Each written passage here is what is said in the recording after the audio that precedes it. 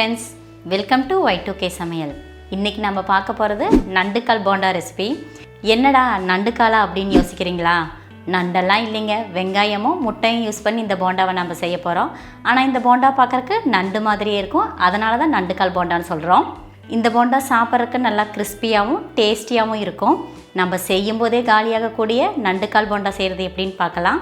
அதுக்கு முன்னாடி நம்ம சேனல் இன்றைக்கி தான் நீங்கள் ஃபஸ்ட் டைம் பார்க்குறீங்கன்னா சேனலை சப்ஸ்கிரைப் பண்ணுங்கள், கூடவே பக்கத்தில் இருக்க பெல் ஐக்கனையும் கிளிக் பண்ணுங்கள். இப்போ வாங்க வீடியோக்குள்ளே போகலாம்.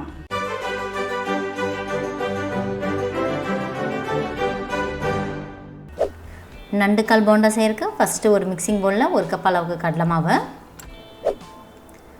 1/2 கப் அரிசி மாவு,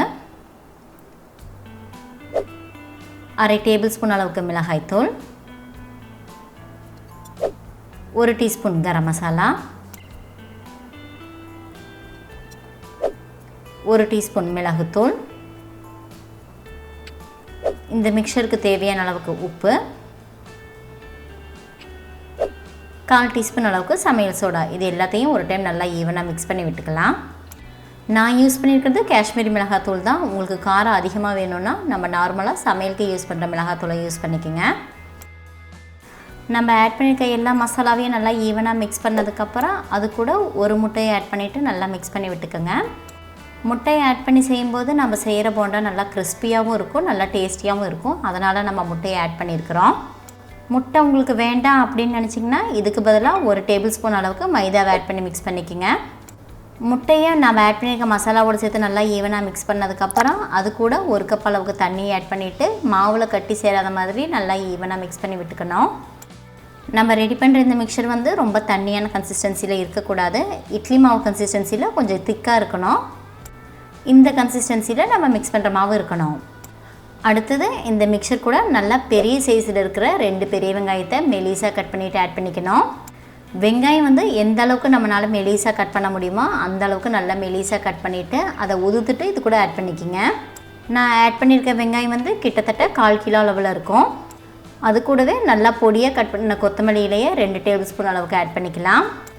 நம்ம ஆட் பண்ண வெங்காயத்தை நம்ம ரெடி பண்ணி வச்சுருக்க மாவோடு சேர்த்து நல்லா ஈவனாக மிக்ஸ் பண்ணி விட்டுக்கணும். மிக்ஸ் பண்ணும்போது நீங்கள் கையை யூஸ் பண்ண வேண்டியதில்லை, இந்த மாதிரி ஒரு கரண்டி யூஸ் பண்ணி நல்லா ஈவனாக மிக்ஸ் பண்ணி விட்டுக்கோங்க.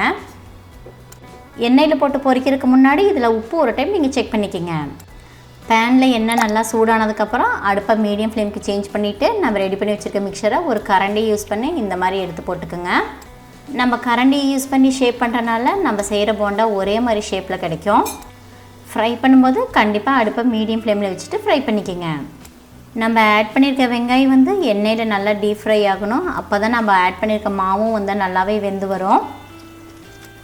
வெங்காயத்தோட கலர் சேஞ்ச் ஆகிற வரைக்கும் அதை நல்லா திருப்பி போட்டு ஃப்ரை பண்ணி எடுத்துக்கோங்க.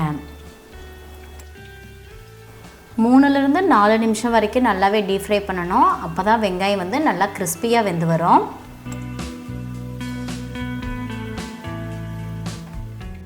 வெங்காயத்தோட கலர் நல்லாவே சேஞ்ச் ஆகிடுச்சு, எண்ணெயிலேருந்து பெரிய பபுளாக அடங்கிடுச்சு. இந்த ஸ்டேஜில் இதை நம்ம எடுத்துடலாம். நல்லா மொறுமொறுன்னு ரொம்பவும் கிறிஸ்பியான நண்டுக்கால் போண்டா ரெடி. எப்போவுமே ஒரே மாதிரி வெங்காய போண்டா சுட்டு கொடுக்குறத விட இந்த மாதிரி கொஞ்சம் டிஃப்ரெண்ட்டாக நம்ம சுட்டு கொடுத்தோன்னா வீட்டில் இருக்கவங்க ரொம்பவுமே என்ஜாய் பண்ணி சாப்பிடுவாங்க. ஈவினிங் டீயோடு சாப்பிட்றதுக்கு ரொம்பவுமே அட்டகாசமான ரொம்பவும் கிறிஸ்பியான ஸ்நாக்ஸ் இது. இந்த கிறிஸ்பியான போண்டாவை நீங்களும் கண்டிப்பாக ட்ரை பண்ணி பாருங்கள். அவ்வளோதாங்க, ரொம்பவும் கிறிஸ்பியான நண்டுக்கால் போண்டாவை ரொம்ப ஈஸியாக செஞ்சிட்டோம்.